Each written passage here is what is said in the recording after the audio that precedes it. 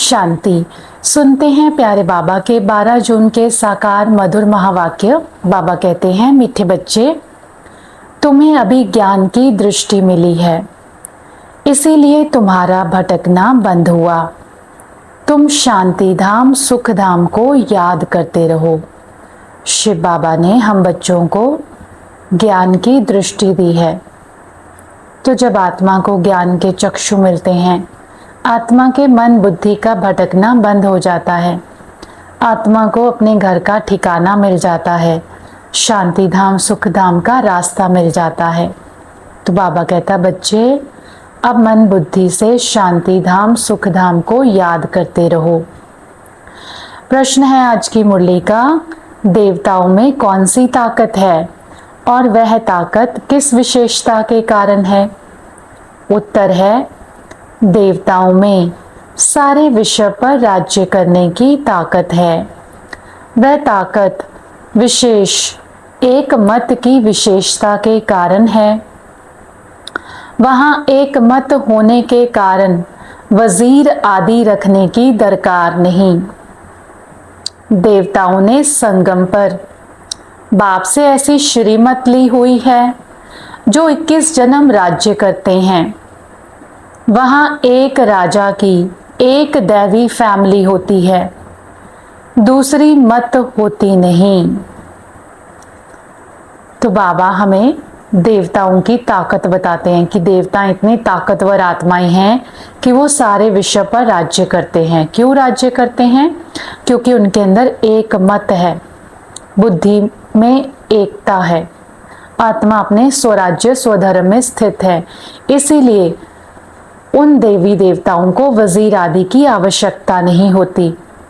ऐसी अकल, ऐसी श्रीमत, ऐसी बुद्धि बाबा संगम युग पर हम बच्चों को दे देता है कि सतयुग में हम सारे डिसीजंस अपने बुद्धि बल पर लेंगे।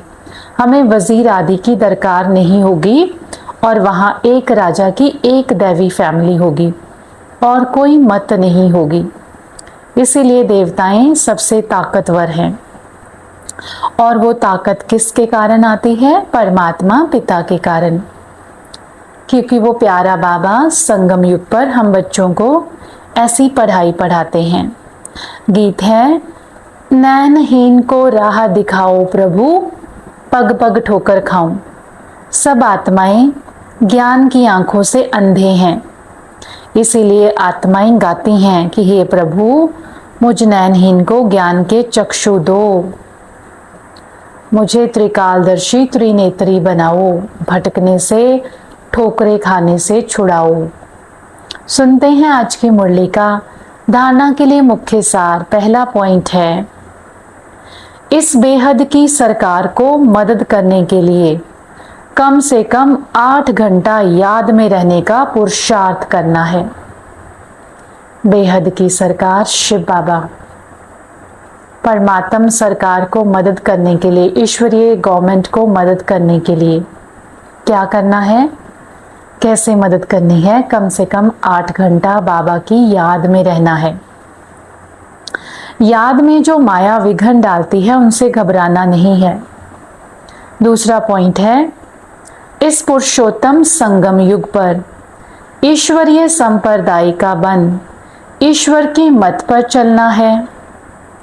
कर्म करते भी एक बाप की याद में रहने का अभ्यास करना है।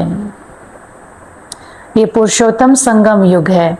हम ईश्वरीय संप्रदाय को बिलोंग करते हैं, हमें ईश्वर की मत पर चलना है। सारे काम धंधे करते बुद्धि में एक शिव बाबा की सदा याद रहे। वरदान है आज की मुरली का, अंतर्मुखता की गुफा में रहने वाले देह से न्यारे देही भव। बाबा कहते हैं, जो पांडवों की गुफाएं दिखाते हैं वह यही अंतर्मुखता की गुफाएं हैं। जितना देह से न्यारे देही रूप में स्थित होने की गुफा में रहते हो, उतना दुनिया के वातावरण से परे हो जाते हो, वातावरण के प्रभाव में नहीं आते। जैसे गुफा के अंदर रहने से बाहर के वातावरण से परे हो जाते हैं। ऐसे यह अंतर्मुखता की गुफा भी सबसे न्यारा और बाप का प्यारा बना देती है। और जो बाप का प्यारा है वह स्वतः सबसे न्यारा हो जाता है। दुनिया में आसपास के माहौल से बचने के लिए गुफाओं के अंदर चले जाते हैं। जो ऋषि तपस्वी होते हैं वो पहाड़ों में गुफाओं के अंदर बैठ जाते हैं ताकि संसार का वातावरण उन्हें छू ना पाए। इसी तरह से बाबा एक और गुफा बताते हैं। बाबा कहते हैं, बच्चे, अंतर्मुखता की गुफा, देही अभिमानी आत्मा अंतर मन को देखे, उस गुफा में चले जाओ। तो ये जो यादगार है कि पांडव गुफाओं में चले गए, पहाड़ों पर चलकर गल मर गए, तो किससे गलना है? देह अभिमान, बॉडी कॉन्शियसनेस से। तो वो कैसे करेंगे? जब अंतर्मुखता की गुफा में जाएंगे, अंदर ही अंदर खुद को ढूंढेंगे और उस परमात्मा की याद में रहेंगे, तो संसार के वातावरण का सेक हमें नहीं लगेगा। हमें संसारिक दुनिया में रहते हुए इस दुनिया से न्यारे और बाबा के प्यारे बन जाएंगे। स्लोगन है, साधना बीज है और साधन उसका विस्तार है। विस्तार में साधना को छिपा नहीं देना। साधना बीज है, सीड है, और साधन उसका विस्तार है।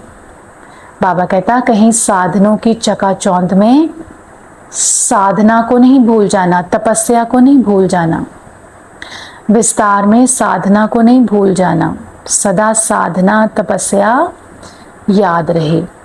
अव्यक्त इशारा है, आत्मिक स्थिति में स्थित रहने का अभ्यास करो, अंतर्मुखी बनो। बाबा कहते हैं, अंतर्मुखी की निशानी सदा सागर के तले में खोए हुए गंभीर मूर्त चेहरे द्वारा आत्मिक स्थिति के चिन्ह दिखाई देंगे। एक और मनन चिंतन करने वाला चेहरा और फिर रमणीक अर्थात मुस्कुराता हुआ चेहरा, दोनों ही लक्षण सूरज से प्रत्यक्ष होंगे। अंतर्मुखी सदा हर्षित मुख दिखाई देंगे, लेकिन माया का सामना करना समाप्त हो जाएगा। तो बाबा कहता है, अंतर्मुखी अर्थात सागर के तले में, अनुभवों के तले में खोए हुए गंभीर मूर्त, उनके चेहरे से आत्मा दिखाई देगी। मनन चिंतन करने वाला चेहरा, रमणीक चेहरा, मुस्कुराता हुआ चेहरा, दोनों लक्षण दिखाई देंगे। हर्षित मुख चेहरा दिखाई देगा और माया से दूर हो जाएंगे। माया सामना करने नहीं आएगी, माया का सामना करना समाप्त हो जाएगा। एक रस स्थिति बन जाएगी मनन चिंतन से, रमणीकता से, रमणीकता और गंभीरता के बैलेंस से। तो आज बाबा हम बच्चों को ऐसे सागर के तले में समाकर अनुभवों के हीरे मोतियों में खोने के लिए कहते हैं। प्यारे बाबा का शुक्रिया। अच्छा, ओम शांति।